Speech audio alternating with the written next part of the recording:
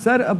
جہاں پر Peoples party اور نون league سے دوریاں دور کرنے میں سرگرم ہیں، ایم کیو ایم پاکستان اور پیپلز پارٹی میں تناؤ جو ہے وہ مزید جو ہے وہ بڑھتا جا رہا ہے، کیا وجہ ہے، کیسے دیکھتے ہیں اس کو؟ میں یہ سمجھتا ہوں کہ ایم کیو ایم پاکستان صرف اس وجہ سے اب تک خاموش تھی یا اس نے کچھ مصلحت کشی اختیار کی ہوئی تھی کہ ہم ایک گرینڈ الائنس جسے کہنا چاہیے حکومتی اس میں ہم ہے نا، پی ایم ایل این ہماری جو ہے اس الائنس میں، ہاں وہی بتا رہا ہوں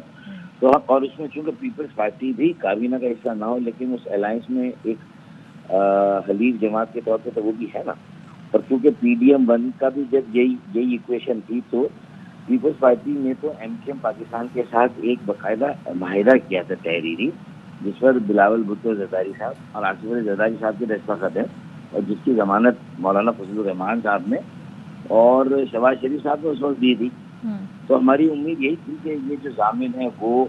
اور جو براہ راست فریق ہیں اس معاہدے کے وہ آپس میں کسی طرح اس معاہدے پر عمل درآمد کرے۔ وہ 16 مہینے کی حکومت میں بھی نہیں ہوا عمل درآمد، اور اب تو ظاہر ہے کہ پیپلز پارٹی نے یہ وتیرہ اختیار کیا ہے کہ جو آئینی عہدے لے کر پی ایم ایل این کی جو حکومت ہے اس کے ساتھ جس طرح ان کا رویہ وہ ڈیل کر رہے ہیں وہ آپ کے سامنے ہے۔ دیکھیں نا کتنی مطلب یہ کہ جو سندھ کے پورے قوم پرست وہ نکلے میں اس بات پر کہ جو ایک چولستان کے لیے کینال بن رہی ہے وہ اس سے سندھ کے پانیوں پر کیا اثر پڑے گا اور کیا نہیں ہوگا۔ جب بڑا شور مچایا پاکستان پیپلز پارٹی نے بھی بظاہر مطلب یہ کہ فاروق ستار صاحب یہاں پہ میں آپ کو انٹرپٹ کروں گی، ہم دوسرے میچ پہ آ جاتے ہیں۔ دوسرے میچ سے آ جاتے ہیں جو کہ پاکستان پیپلز پارٹی اور ایم کیو ایم ورسز چل رہا ہے، اور فاروق ستار صاحب سے ہم بات کر رہے تھے، بات کو وہیں سے کنٹینیو کرتے ہیں۔ فاروق ستار صاحب درپیش مسائل پہ ہم بات کر رہے تھے، اور دوسری بات آپ یہ بھی بتا رہے تھے جو وائٹ پیپر کی اور دوسرے جو جاری کر رہے ہیں، جی اس حوالے سے ذرا آپ اپڈیٹ کر رہے تھے، کنٹینیو کریے گا سر۔ میرے خیال میں اگر آپ ایک سروے کرا لینا کراچی کا اور مختلف علاقوں میں اب عوام سے بھی رائے لے لینا تو میرے خیال میں ایسا محسوس ہوتا ہے کہ جو خاص طور پر سندھ کے شہروں میں رہنے والے ہیں انہیں تو صرف اس لیے استعمال کیا جا رہا ہے کہ بس وہ 95% ٹیکس دیں سندھ کے خزانے کو اور 60-70% وہ قومی خزانے کو دے، بس یہاں پر اس کا رول یا ان کا کردار ختم ہو جاتا ہے۔ اس کے بعد پھر ان کے وجود سے انکار کر دیا جاتا ہے، ان کے بنیادی حقوق سے انہیں محروم کر دیا جاتا ہے۔ ناانصافیوں اور ظلم کا ایک نہ ختم ہونے والا سلسلہ ہے۔ بدعنوانی اور جو کرد ترین حکمران کا ریکارڈ پیپلز پارٹی نے 16 سالوں میں قائم کیا ہے۔ میرے خیال میں عجب کرپشن کی غضب کہانیاں بہت ساری ہیں جو آپ کے سامنے ہیں، اور میں جب یہ کہہ رہا ہوں کہ وائٹ پیپر لے کر آئیں گے، ابھی تو ہم سب ادارہ جاتی جو مظالم جیسے انٹرمیڈیٹ بورڈ کی طرف سے ہمارے بچوں کو 30% ان کی پاس کیا جاتا ہے، جبکہ لاڑکانہ ہمیں مطلب وہاں کے بچوں سے کوئی بغض نہیں، اللہ نہ کرے، نہ میری وہ بیٹیاں ہیں، میرے بیٹے ہیں جو لاڑکانہ میں ہوں، جو سکر میں ہوں یا کسی بھی بورڈ میں ہوں، لیکن وہاں 80% وہاں کا رزلٹ پھر جب این ای ڈی میں یہ بچے اپیئر ہوتے ہیں تو پھر کراچی کے بچوں کی پاسنگ پرسنٹیج 70 سے اوپر ہے، اور جو وہاں سے آنے والے بچے ان کی پاسنگ پرسنٹیج جو پاس ہونے والوں کی وہ 30-20% بھی نہیں ہے۔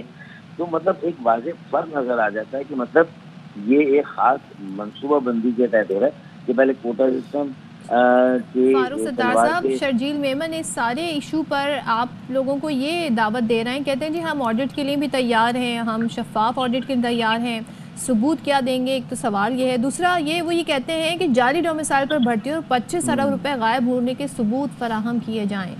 سوال وہ آپ کے سامنے بھی رکھ رہے ہیں۔ ثبوت ایسا ہے نا کہ آپ اگر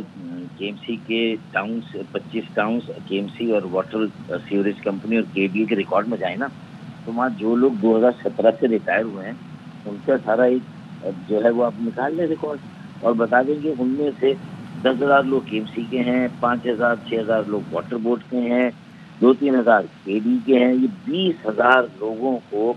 25 ارب روپے جو کہ گریجویٹی کر کمیٹیشن کے ملے تھے جو ان کی تنخواہوں سے کٹیں، اس میں تو آڈٹ کی ضرورت نہیں ہے۔ میں کہہ رہا ہوں نا وہ خود کمیشن بناتے ہیں، ایک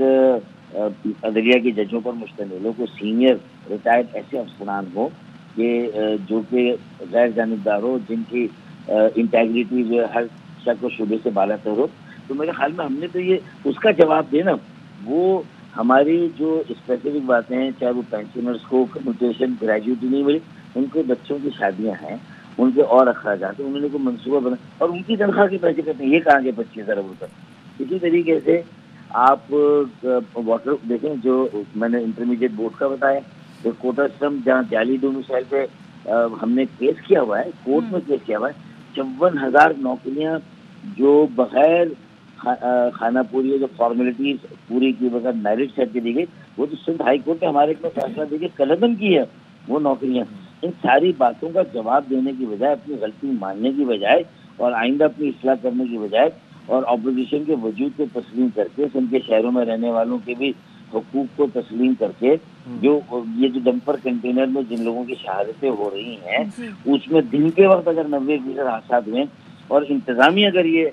مسئلہ بھی ہے، تو انتظامیہ کس کے انڈر میں، پولیس کس کے انڈر میں ہے، ٹریفک پولیس کس کے انڈر میں، یہ ساری چیزیں تو یہ اگر انتظامیہ کی ناکامی نااہلی ہے تو یہ اس کا مطلب حکومت کی ناکامی نااہلی، اس کو تسلیم کر لیں اور اس کا ازالہ کریں، لوگوں کے زخموں پر مرہم رکھے، نہ کہ ایسے بیانات دے کے جس میں یہ پریٹینڈ کریں کہ ہمارا کوئی وجود ہی نہیں اور ہمیں وہ ماننے سے انکار کر رہے ہیں. دیکھتے ہیں کیا ہوتا ہے فاروق ستار صاحب، جب آپ لوگ وائٹ پیپر لائیں گے تو کہتے ہیں ہم بھی حقائق نامہ جاری کریں گے. Thank you so much. کریں نا، کریں. تھینک یو فار جوائننگ اس سر ٹوڈے. اور آئی ایم شیور کہ عوام جو ہے وہ اس مناظرے کا انتظار کرے گی. ایک طرف سے وائٹ پیپر آئے گا تو جواب میں حقیقت نامہ بھی آئے گا.